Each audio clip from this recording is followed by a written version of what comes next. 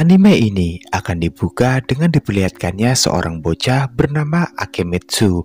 Dikala itu, Akemitsu sedang diberikan pesan oleh sang ayah yang hendak pergi. Jika manusia hidup pasti membutuhkan pasangan, maka sebab itu sang ayah meminta pada Akemitsu jika di usianya nanti saat ia tumbuh remaja, maka Akemitsu harus mengikuti jejak ayahnya untuk mencari pasangan sebanyak mungkin. Seketika itu, Akemitsu pun berkata jika sang ayah terlihat sangat keren. Tak lama kemudian jemputan mobil ayahnya pun datang, yang itu artinya sekarang ayah Akemitsu harus segera pergi untuk menyelesaikan hobinya yang selama ini tertunda, yaitu mencari gadis-gadis muda dengan bobot tombroid yang sangat besar dan mumpuni.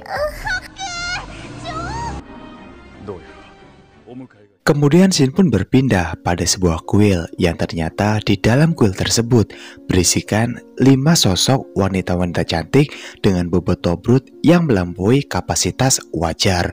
Di antaranya ada Yuzuki, Mia, Kurage, Kuyo, dan yang terakhir adalah Kiki. Dan sebelum kita membahas secara detail dan juga mendalam perihal 5 tombut besar yang dimiliki oleh kelima wanita ini, kita balik lagi yuk ke MC kita. Di pagi yang cerah itu, seperti biasa setelah bangun dari tidurnya, Akemitsu pun segera bersiap untuk menuju kampus dan belajar seperti biasa. Seusai berkuliah, Akemitsu pun kemudian memutuskan untuk segera langsung pulang saja. Saat hendak pulang, di tengah jalan ia pun melihat 2 orang temannya. Namun Akemitsu pun tidak menggubris keberadaan mereka dan ia pun memutuskan tetap berjalan dan menutup wajahnya sambil membaca buku. Hal itu dikarenakan Akemitsu sebenarnya tahu jika kedua sahabatnya ini sedari tadi hanya memperhatikan para gadis-gadis yang sedang bermain kriket, yang dimana tombroid mereka itu sangat memikat 2 sahabat dari Akemitsu ini. Kemudian sahabat Akemitsu pun memanggilnya dan ia berkata, "Akemitsu, apakah kamu ikut kami dengan kencan buta?" Namun dikarenakan menurut Akemitsu, cinta adalah perbuatan yang hanya membuang-buang waktunya saja, ia pun memilih untuk tidak ikut dengan teman-temannya tersebut. Malam harinya, Akemitsu pun kembali bekerja seperti biasa untuk memenuhi semua kebutuhannya. Di sini bosnya pun berkata pada Akemitsu jika ia meminta maaf karena harus meminta Akemitsu untuk masuk di hari libur dikarenakan toko saat ini yang sedang ramai. Akemitsu pun berkata jika tak masalah. Dalam obrolan itu, sang bos pun berkata pada Akemitsu jika pasti sewaktu ayahnya muda, Akemitsu sangat mirip dengan ayahnya. Dengan sangat spontan, Akemitsu yang kesal, ia pun lalu berkata jika ia sangat jauh berbeda dengan sang ayah. Seusai bekerja, Akemitsu pun segera pulang menuju rumahnya. Dalam perjalanan, ia pun teringat dengan kejadian 5 tahun lalu, yang dimana saat itu Akemitsu berkata jika sang ayah terlihat sangat keren. Tapi sekarang Akemitsu yang tahu bagaimanakah karakter asli dari ayahnya. Ia pun mengatakan jika apanya yang keren dari ayah semacam itu, yang setiap harinya hanya menghabiskan waktu untuk berburu tombroid jumbo dari uang yang dimiliki oleh sang ayah. Sejak saat itu, Akemitsu pun bertekad akan membersihkan kehormatan keluarganya dari perilaku sang ayah yang sangat menjengkelkan tersebut.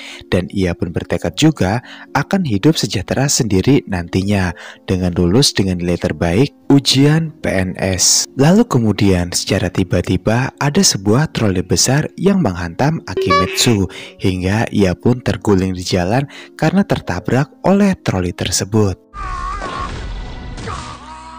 Di tengah rasa sakit Akemitsu, ia pun lalu melihat ada sosok gadis yang berdiri, yang tak lain itu adalah salah satu gadis penghuni kuil bernama Yuzuki. Pada Akemitsu, Yuzuki lalu meminta maaf karena ia kurang berhati-hati dalam membawa troli-trolinya, sehingga troli itu pun terjatuh dan mengenai Akemitsu. Karena merasa bersalah, Yuzuki pun lalu bersiap untuk menelpon ambulan untuk membawa Akemitsu ke rumah sakit. Namun Akemitsu pun langsung seketika itu berdiri dan pergi meninggalkan Yuzuki. Hal itu dikarenakan jika saat ini Akemitsu menganggap jika pertemuannya atau kedekatannya dengan wanita, hal itu hanyalah akan membuang-buang waktunya saja. Keesokan paginya, sewaktu sedang di kampus, kedua sahabat Akemitsu pun merasa heran sebab saat ini telah ada Akemitsu terlebih dahulu yang berada di tempat mereka sebelumnya, yang sedang mengamati perkembangan tomburet-tomburet jumbo dari para gadis yang sedang bermain kriket di lapangan. Sahabatnya pun seperti biasa meminta Akemitsu atau mengajak Akemitsu untuk ikut dengannya kencan buta, dan siapa sangka pertemuannya semalam bersama dengan Akitsu membuat Akemitsu menjadi berubah. Ia pun menjadi bersemangat untuk ikut kencan buta bersama dengan kedua sahabatnya ini. Akemitsu yang awalnya adalah seorang pemuda cupu yang hanya mengenal buku saja dalam hidupnya. Namun kali ini saat sedang berpesta, ia pun menjadi sosok yang paling norak di antara teman-temannya yang lain. Saat di rumah, Akemitsu pun menyesali semua tingkah lakunya tadi. Hal itu ia pun sadar jika yang merubah dirinya saat ini adalah pertemuannya bersama dengan Akitsu semalam. Karena pertemuan itu membuat Akemitsu menjadi cinta pada pandangan pertama pada Akitsu dan berkeinginan mengikuti jejak ayahnya untuk mengkoleksi ketombrutan para gadis yang baru saja ia temui. Tak ingin prinsip hidupnya membelok, Akemitsu pun membuat sebuah keputusan besar dalam hidupnya, yang ternyata ia pun segera ke kampus dan menuju ke ruangan dekan. Di hadapan dekan saat ini, Akemitsu pun berkata pada dekan jika ia ingin mengajukan cuti untuk beberapa waktu ke depan, dikarenakan Akemitsu yang ingin menjadi biksu dan mendalami ilmu Buddha yang telah ia pelajari selama ini. Setelah mendapatkan izin dari dekannya untuk cuti, Akemitsu pun kembali menaiki sebuah kereta untuk menuju kuil rekomendasi dari pamannya yang merupakan mantan seorang biksu di sana.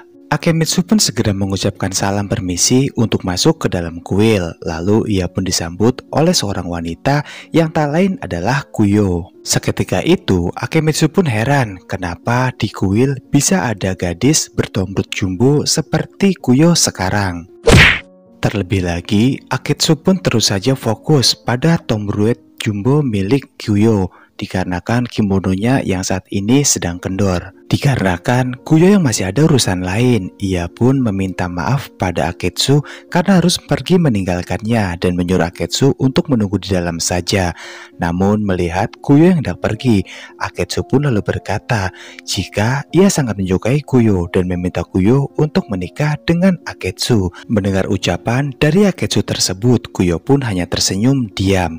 Kemudian Akitsu pun memintanya untuk menunjukkan di manakah letak kamar mandi saat ini.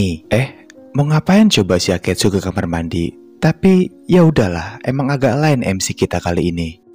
Yang rupanya di dalam kuil tersebut tidak hanya ada satu wanita saja, melainkan total semuanya ada 5 wanita. Mereka semua nampak sangat marah saat mengetahui ada sosok laki-laki yaitu Akitsu berada di kuil mereka. Kemudian Akitsu pun menjelaskan pada semua wanita ini jika ia bisa berada di sini adalah perintah dari rekomendasi pamannya yang menunjukkan sebuah kuil untuk ia belajar yang tak lain adalah kuil ini. Yang ternyata jika kuil tersebut adalah kuil khusus wanita sebenarnya. Merasa jika ada kesalahan, Akemitsu pun segera memutuskan untuk pergi dari kuil tersebut. Ia pun juga meminta maaf pada kelima wanita yang ada di sana.